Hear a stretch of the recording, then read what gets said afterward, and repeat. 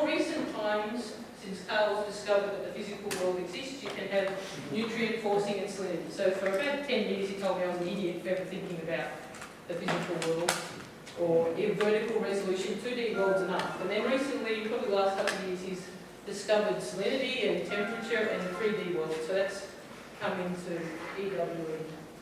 So Carl is one of veteran professors, and you've heard about him.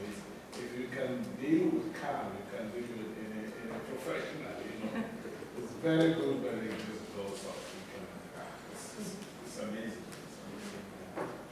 He also smokes like a chimney. Yeah.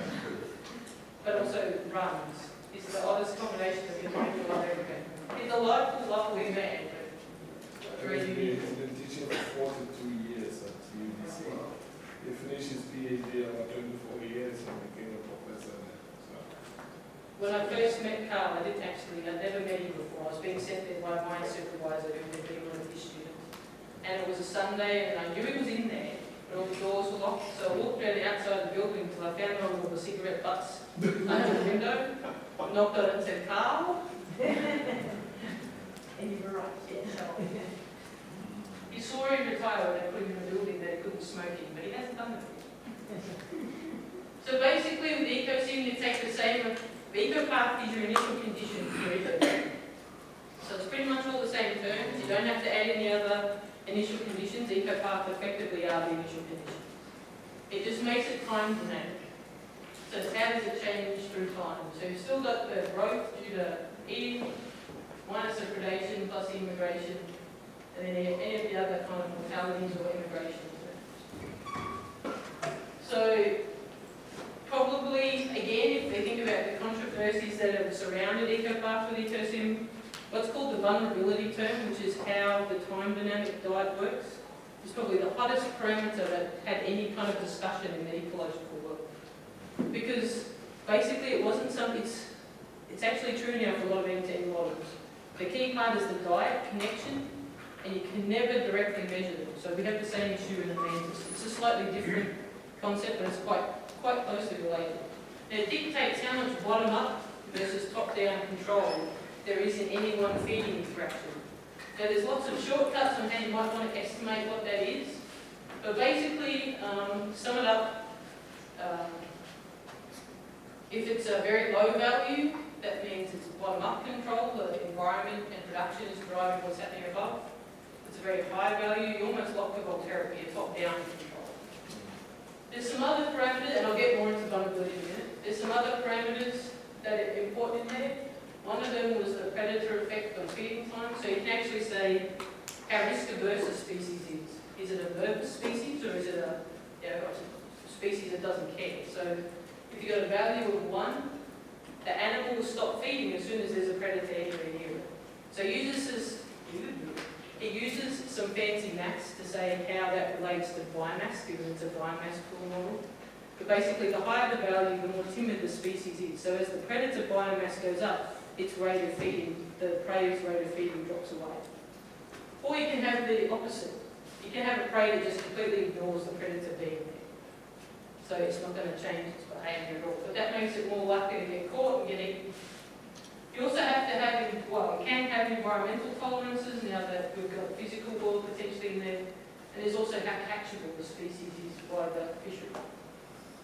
So this is sort of the base parameters. Again, it's just a spreadsheet. Most of these parameters, you'll play within a sensitivity analysis sense, but not too many of them can be directly observed. And that's probably the biggest criticism of most of the end-to-end models. There's a whole bunch of parameters that we can never directly observe. What Ecosim will cover though is ontogenetic shifts, feeding-related changes. As the system changes, it will change diet through times. And then trophic effects between predators and prey, and even also between habitat and things. So if you think of the forcing functions, you can feed in environmental forcing functions if you want. They haven't completely forbidden that. You can feed in different kinds of fishing patterns, all that kind of stuff. Part of the things that makes it quite useful to play with, though, is I use it as a toy model that I take to the community. So I'll set up a model of a system and I take it for people to play with, because you literally can draw on what the fishing is doing. You just draw on the screen, this is what I want the fishery to do. So it's a very useful interface for having that rapid discussion with people. So we had a case up in the far west of Australia where it's all desert, except there's a reef on the edge of it. So about 400 kilometres up the west coast of Australia, right up on the top, the reef is from me to the back of the room away from the shoreline. So anybody can walk out to this coral reef. Lots of fish, great big whale sharks, all those humpback whales we saw before. About 200,000 Australians go there a year as tourists and catch a lot of recreational fish. The problem was that the guys managing it didn't realise what they were doing on land was affecting the reef. So we got them in, we said, all right, you guys who run the land, you try and run the reef. You don't think that the Department of Environment does a very good job? You run the reef. In the model world, you get the reef to stop degrading. And about after 2 hours, the head of the town council turns around to his planner and goes, "Fucking hell, what we do in the caravan park is fucking the reef, I can't fix this." That's when they started to change their planning arrangements. They suddenly thought that they didn't want just mass tourism, they wanted targeted tourism with little chalets instead of mass caravans. So it was a very useful tool for them to think about how the system actually works. So there's lots of different things that you can feed in. You can feed in a time forcing, you can feed in different primary productivity cycles.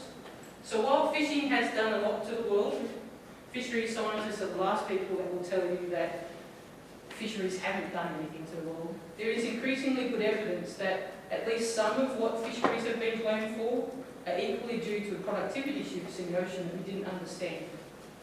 So sometimes you have to actually say the fundamental productivity of an area has shifted, usually as environment shifts. So it's not just fishing, and I wouldn't say it's just environment either, it's usually a mix of the two. But you can feed in some of those kind of changes as well. And you can bring in fancy shapes from other models, or you can usually just go along. One of the other things you can do is what's called a mediating function. So one of the early criticisms of EcoPath by an Australian guy called Keith Sainsbury, who I worked with, was it's only trophics, it doesn't deal with any of the other things that happen in ecosystems.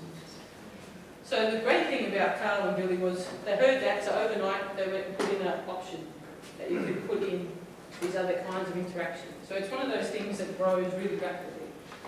So an example of that is that seabirds can't eat small fish unless there's tunas or dolphins in the system that push the small fish to the surface. So the presence of tunas mediates the feeding interaction of the seabirds and the fish. So these two animals never directly interact with each other. They don't eat each other, they're not habitat for each other, but the presence of this one is required for this one to get enough food. So you can represent that kind of interaction in the model as well. And you do that by drawing on the relationship between the species, and you can have multiple species involved, and then you just say which species it applies to. Now back to this vulnerability term. So it defaults to it's on a bit of a log scale, so it defaults to a value of about 2, which is some bottom up, some top down.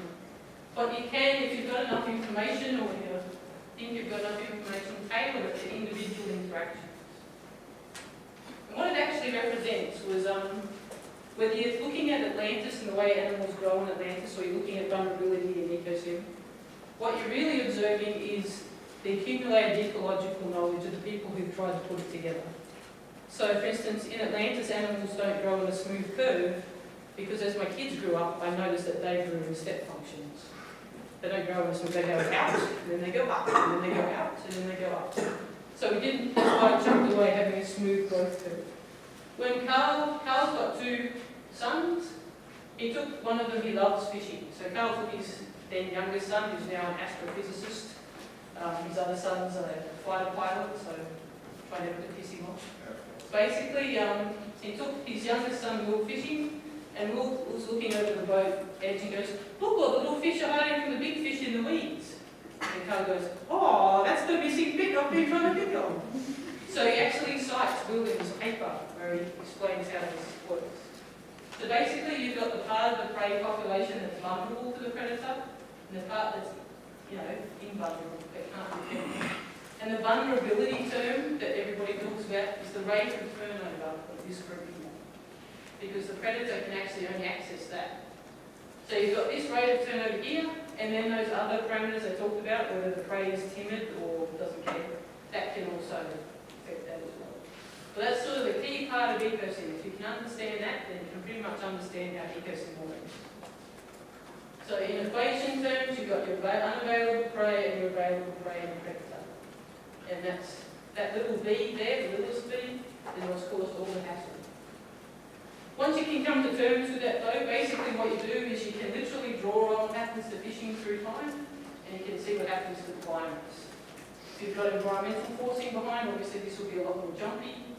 One of the tests of your ecopath model is if you turn on Ecosim, does it stay a flat line? If you turn on Ecosim and your ecopath model without any fishing changes, so fishing just stays flat, and your ecopath model does this, causes Ecosim to go all over the place, means you don't really have a good balance. So you can cross-check your initial conditions there, if they make sense within the context of your model assumption. You can also just draw on effects, so if we think about drawing on some of those fishing effects, you can play with the vulnerability terms and see what happens to the balances. So if you draw on a perturbation, does your system explode, or will it eventually return to some kind of stable state? So if you don't have the environmental drivers, if you have a sensible parameterization given the assumptions of the model, you should eventually get a convergence back down to flat. So you can do some of these tests.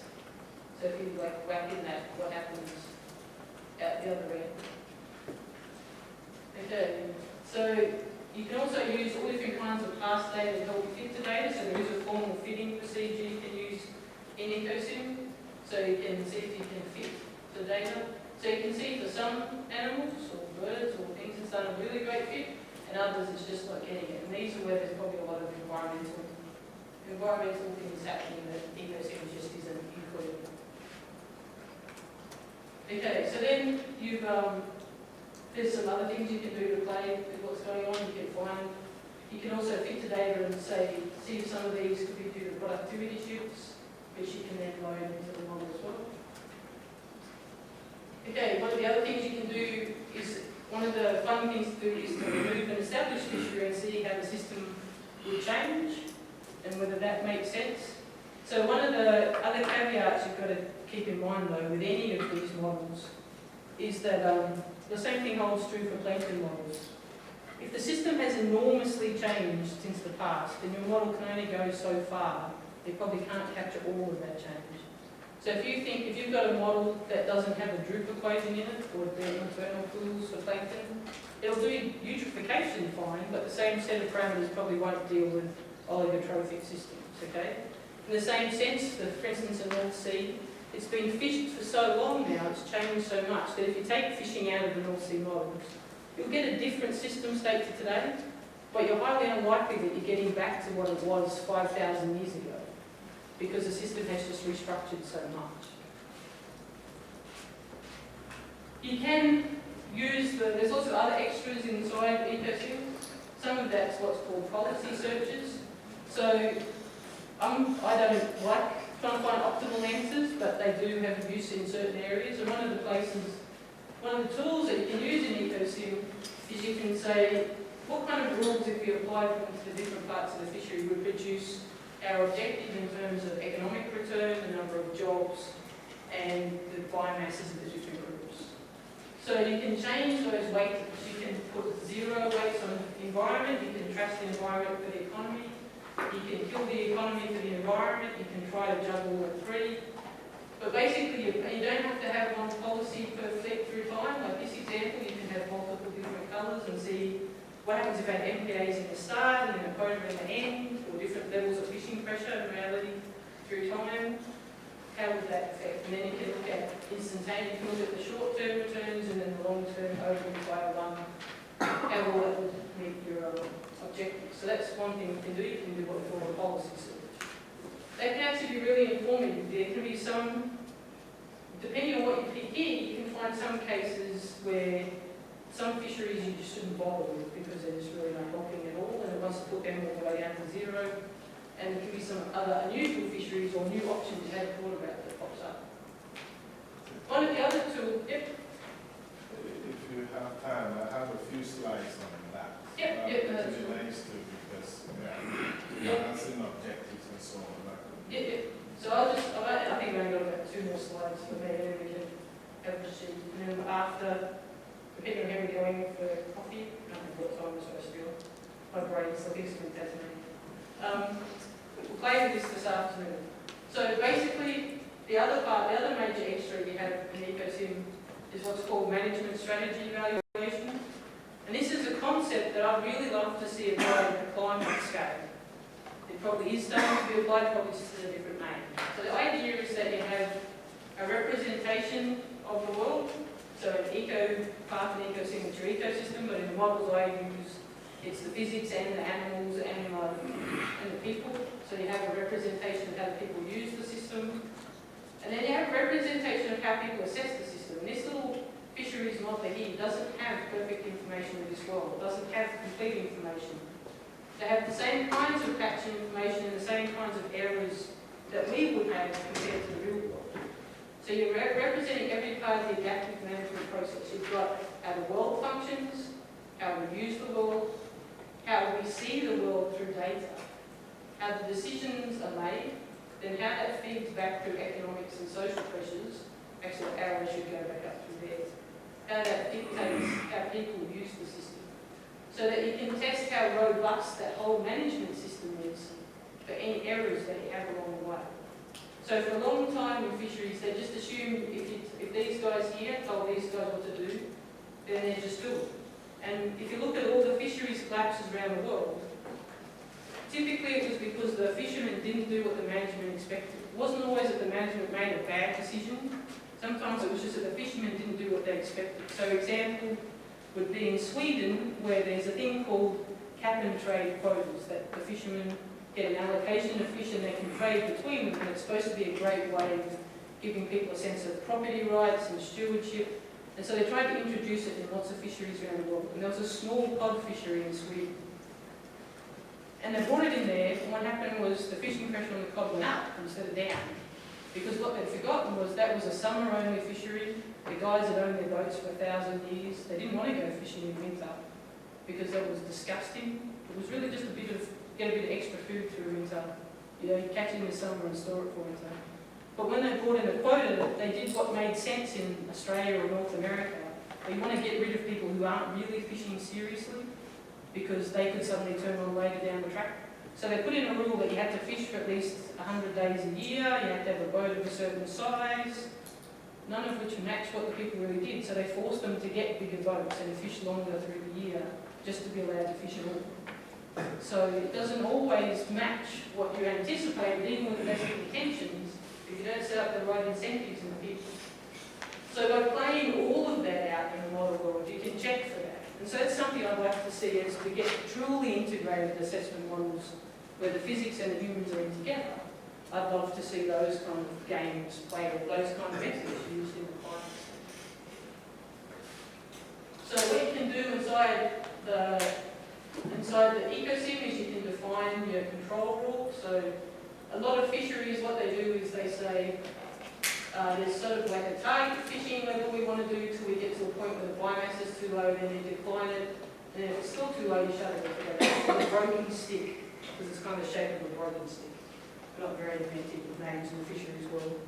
So you can draw those, or you can have other kinds of management options in here around quota shares and all that kind of stuff. And then you basically turn the handle and see how it plays out, and you play multiple Monte Carlo runs, and you can see for some species there's a lot of jiggle in what you get back as a resulting biomass, and some are pretty flat. You can also look at probabilities of catch under the different rules, and you can compare them to what your objectives and your expectations are. So some of the places, just to give you a couple of quick examples of where Ecosim has been used. Last year there was a paper in Science that looked at lower trophic level fisheries around the world. So this is landings and all of the forage fish from the FAO data. And we looked at the different fish, the small, lower trophic level fisheries around the world. And each one of these locations, there was an Ecosim model and one other kind of system end-to-end model to see if we could get similar answers in the different places. And basically, regardless, across all those different models, you got roughly the same shape.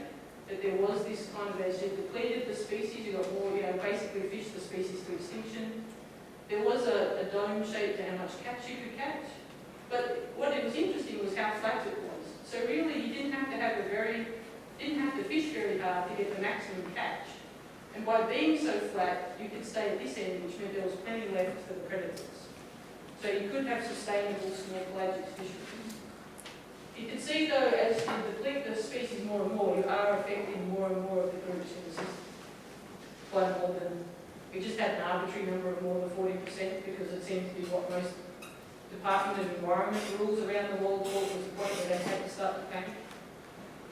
What you can see in the different locations were that you get a different result depending on which small pelagic you fish, so not all the curves.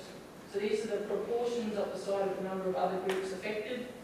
You can see in some fisheries, some areas of the North Sea, not too many other groups got upset, but in the Northern Humboldt, quite a large number of groups got very quickly upset if you took away their food. One of the interesting things was the differences between the different models. So if you look at this part of Australia, the Atlantis model was over a much larger area, so the animals could move. But the Atlantis animals didn't show as much response because they changed their diet way more than they did in Ecosim. So having the different models meant we could explore some of that uncertainty between the model structures as well. That's a couple of my examples, but it sounds like we've got some from Rashid as well. So while Rashid gets himself sorted out, is there any questions on Ecosim? When we observe the real world, we see systems reaching a climatic state and then often being disturbed and crashing. Is that an emergence property that may come out of such a model, or do you need to be something about that?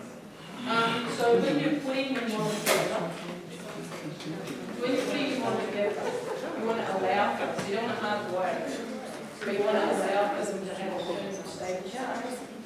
So it's about thinking about what groups should be important, are they there? So not necessarily just writing all the very species straight away. So they can group to be important ones later.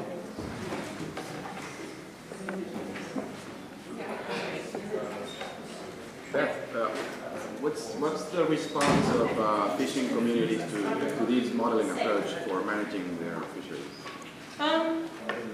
It can depend on the culture. So obviously in some litigious cultures they're quite nervous about the points that Raghu brought up, so how you handle uncertainty. In other cultures they don't mind the uncertainty and they like to explore it with you. In Australia when we first did it, my supervisor was quite terrified that they would kill me because they would have very aggressive responses to the stock assessment guys who would get up with what seemed like a simpler model than I was about to present. We actually got completely the different opposite response. They said, finally you get, it's not just me and that particular fish, it's the whole rest of the system. And that's actually the more universal response that you get. The fishermen who are out there every day do see the birds and the environment and the other animals in the system. So they're actually usually much more positive about seeing more species and a greater slab of the world taken into account. They don't feel as adversarial being put about it. But uncertainty probably is a very important thing to still keep in mind. Yep. Can you add or potentially add external variables to the fisheries thing? For example, if you want to speculate, if some of the fishermen would move to aquaculture, where would be your balance? What resources would you need to change, or it's too far-fetched for these models? No, you can include, I can always butcher a model to do what I want it to do. So typically what's done in the simplest version is you make it a stationary fishery. It doesn't go anywhere, it has a stock. But you can do those combination of things. And if you use things like stocks and flow models and other models, you can certainly tackle it.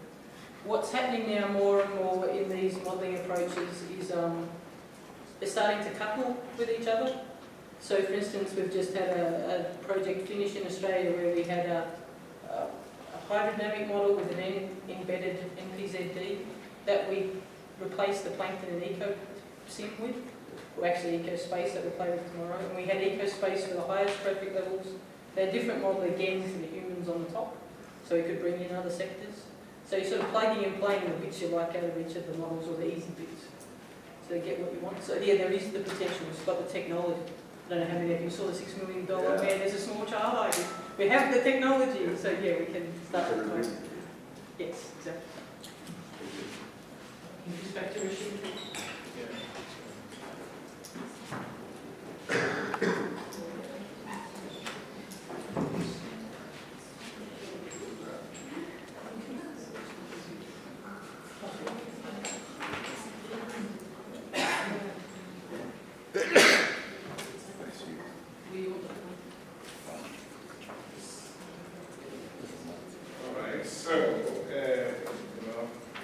Beth just showed you a slide also of the policy search engine, and I have a few slides just to expand on that. I think in 2004 there was EcoPath or Ecosim workshop or conference held between UDC and FAO. And Carl and Willie and Daniel did presentations. And I made a short presentation after them and told them that, look here, for this to be useful, I think we need something like a policy search engine in there. Because if you look at Ecosim, at the bottom they have an interface where you can just draw in the effort pattern you want to see, right? So the user will say, okay, I start off with 0 effort, and in year 5 I have some effort, and then let's see how it works. And that was when I said, you know, this is too mechanical. For a policy maker or manager or even an economist, you want to say, what is the objective? What do you want to achieve? And then based on that, you put up an optimization system that will then optimize the larger system to meet your objective. So that was how the policy search engine was built into the system. And so these are a few slides just to show you some of the thinking behind it. This you already know, right? The website and so on, where you can find the system. And the key thing is the optimization methods in there to search for phishing policies that will maximize a particular policy goal or objective function of the money. So that's the aim of that. We want to optimize those. So we did some brainstorming and said, what are the kind of things people want to optimize usually from their EZ or their ocean or waters? And we came up with 4, and I think those 4 are still in the system now. The first thing is you want to maximize fisheries rent. People know what fisheries rent are, or resource rent. It's simply the surplus. So you catch fish, you sell it for some revenue, and it costs you to catch it. You find the difference. If your cost is lower, the difference is your rent. So that's essentially very simple definition. So people want to maximize rent or even profit, right? So that's the first thing. If that is your objective, how will you want to manage your ecosystem in order to achieve this? Then the second one is governance. We're going to talk about this. We want to maximize social benefits. So what are social benefits? You have to nail people down. And in this system, what we assume to be the social benefit is the number of jobs that are supported by your fishery or your ecosystem. A very simple definition of social benefits. Anthropologists and sociologists go after us for simplifying social benefits so simply. And that is what we have in there at the moment. Then you have this thing we put in there that says maximize mandated rebuild. So you can't have an ecosystem that you have come to the conclusion that is with a fish, and you say we want to rebuild. You know, so it's mandated. This is something coming from the Supreme Court. You have to rebuild this, and so that is imposed, and you set out to do that. How will you achieve it? A very simple example of that is when you have an ecosystem, so we are not going to hunt the whales, for example. That is a rule. The country says, no, we don't want to touch the whales. That is how we do it. So it's mandated, and you impose that in your model, and you run it. So that is that one. And the other one is you could also say, hey, we want to maximize the ecosystem structure. We want to have a fishery that lives with the ecosystem that is maximized in terms of its structure. What we mean by that, that means you don't want all the big fish to be gone, for example. You want the balance system. As you know, usually we catch the pricey fish first. We say, no, you have to catch everything in a way that the structure is balanced. And that we can impose. So we evaluate the fleet configuration that optimizes each of these conflicts, conflictive or conflicting objectives. So you can optimize them. You can say, my goal is just to make money and nothing else matters. And you run your system. Or any of these, or actually a combination of that. You can put weights also. I want a bit of money, I want a bit of jobs, my system should be reasonably okay. And some mandated rebuilding. So you have all that. So you can do a range of things with this. Profits are calculated, as I said, as the landed value, the total revenue of the catch, less the cost of fishing. And often optimization is achieved by reducing effort, most fisheries economists will say there's too many boats chasing few fish, you've heard it before. So reducing effort is part of this. Phasing out most fleets except the most profitable ones. So if you have a set of fleets, and you do this, it will shut down the very expensive ones. And then just use those that give you the highest return, for example. Eating ecosystem groups competing with or preying on our target species. So if this is your goal, these are the kind of things we see when you run models again and again. So you say, okay, the whales eat our salmon, and there's no price for whales. There's price for salmon. So go after the whales so we can get more salmon to sell and make more money. So that's the kind of, you can even subsidize somebody to go kill the whales because it's a kind of intelligence or whatever we see that. And in general, you see a very, very simplification of the ecosystem just to feed the profit. You get it? Anything that doesn't increase dollars, you minimize it and vice versa. So that's what in general. Social benefits are expressed through employment, as I said. So it's mainly employment. The benefits are calculated as fleet-specific jobs per value of catch. So we look at if you catch fish with that vessel and sell the fish for $1 million in a year, how many people can you employ to do that? Some boats are very efficient, so they need few people to take that $1 million worth of fish. And that means this thing wouldn't favor them. We don't like those kind. You like the boats that want more people to catch and sell a given quantity or value of fish. And the thing about the social benefits when you optimize, most of the time actually it can be really bad. You actually usually take the ecosystem down because you are having too many people fishing. So it's not good for the ecosystem. And most of the time the workers there don't make a lot of money. So they are there, but they're just hanging in there. They're very poor. It seems like you can picture a fishery that looks like that actually, I guess. And so on and so forth. So it doesn't work in many instances. And in the long run, the jobs may actually drop because the short-term, long-term equation comes into play. So this thing, the model shows can be quite negative. There was a few years ago, I was in Malawi. We went out for dinner, me and my Norwegian colleague.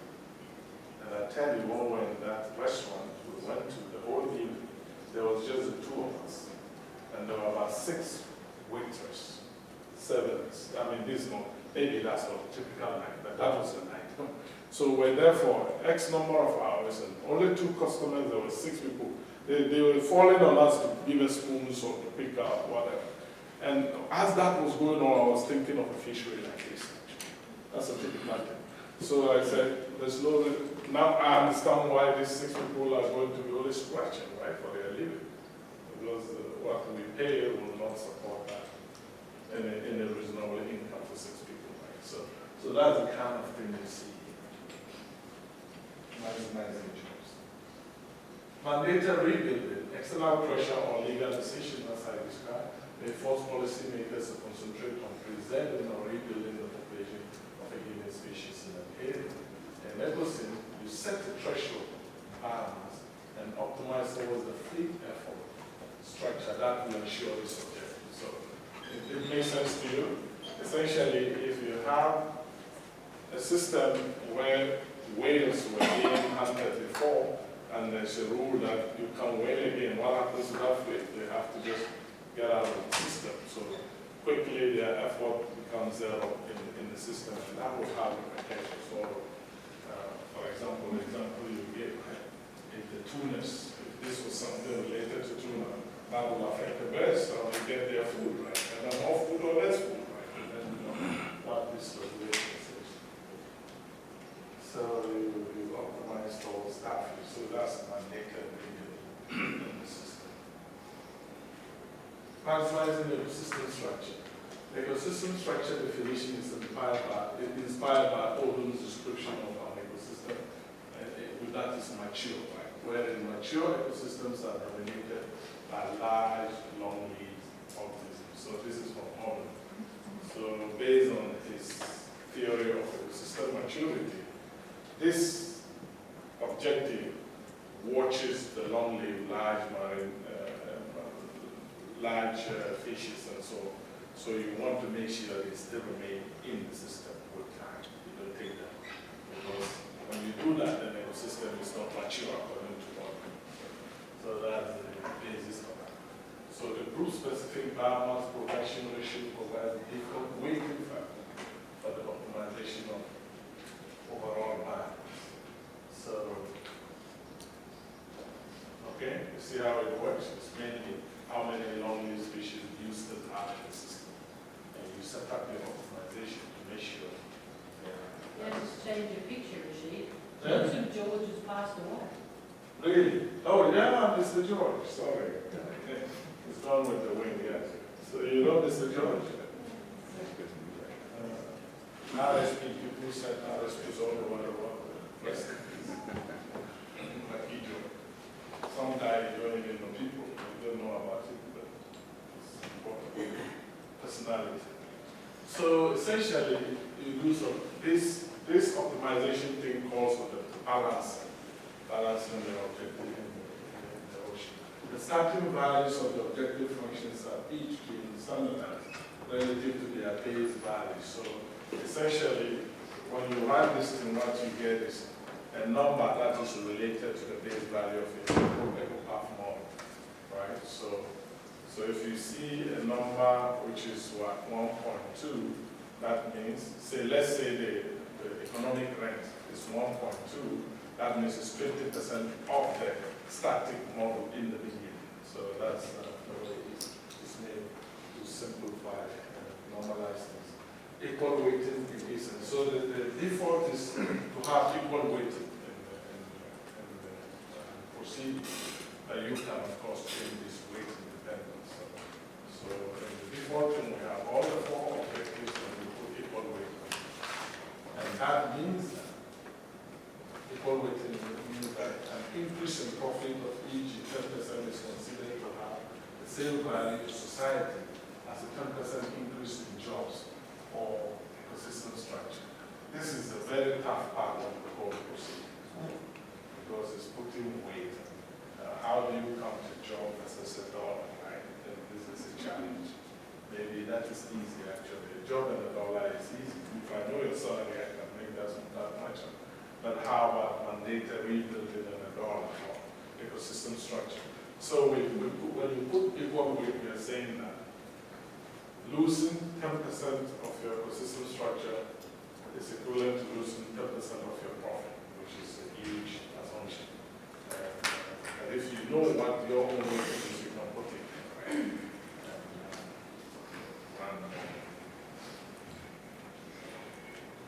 Okay.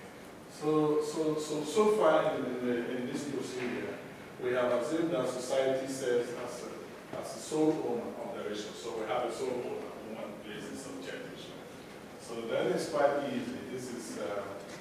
This is like me saying that we have two types of economies. You have the private and the public economies, the firm economies. So if you have only the firm running this thing, it's quite easy, right? The firm will just want to maximize their profit, and it's clear, and they will do it. But if you are a government, then there are bigger things, other things than the profit, mandated, rebuilding, social aspects of ecosystem structure you want to maintain. So this actually gives you a clear difference between the firm economies and government. So if you have a government doing this, all they need to do is to decide the weighting between each of this. And then they'll, if it's a firm economy or a firm only, you just put 0 weight on all the others and only on the profit. And that works and so on and so on. The interesting thing is actually when you have different parties sitting together to do this each with their own perspective. Man, this is really where the fun is, right? We brought different parties to the fisheries center years ago, fishing in the Skeena River, and easy. And we have recreational fishers, commercial, First Nations, right? We have the government people, we have NGOs, all playing the game like this. So put in what you want, let's see. This was a remarkable experience. But the thing that really shocked all of them is that they are really very close.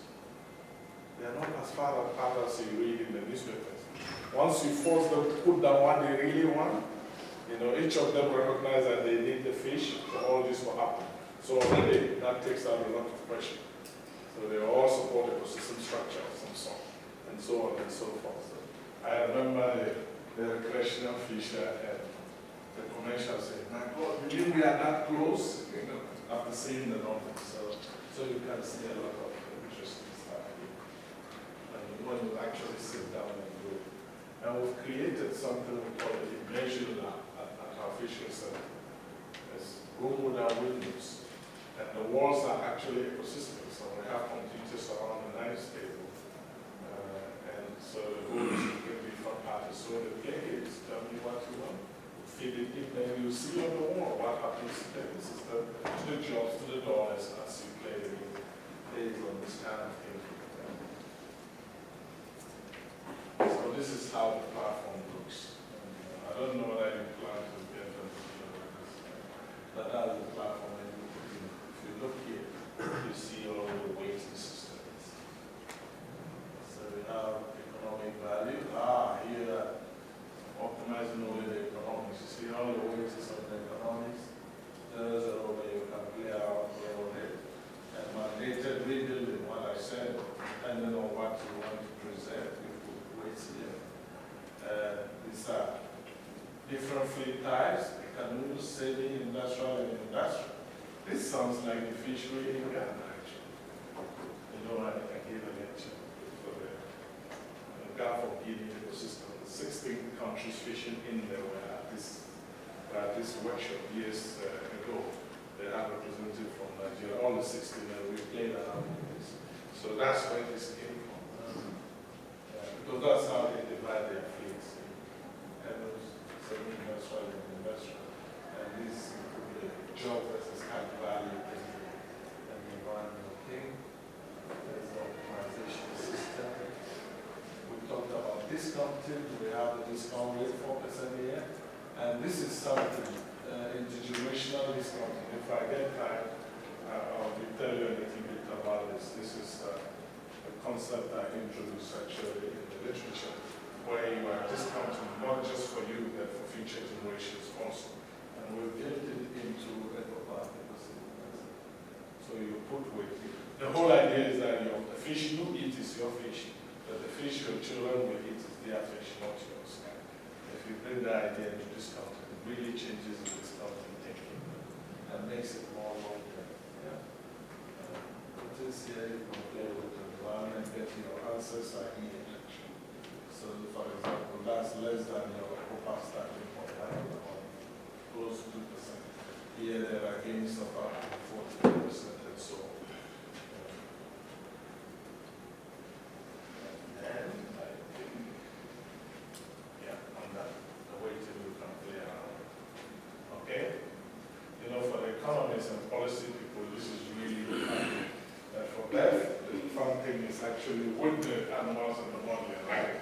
So, she gives you one slide. Okay, maybe we should see more slides. Yeah, thank you.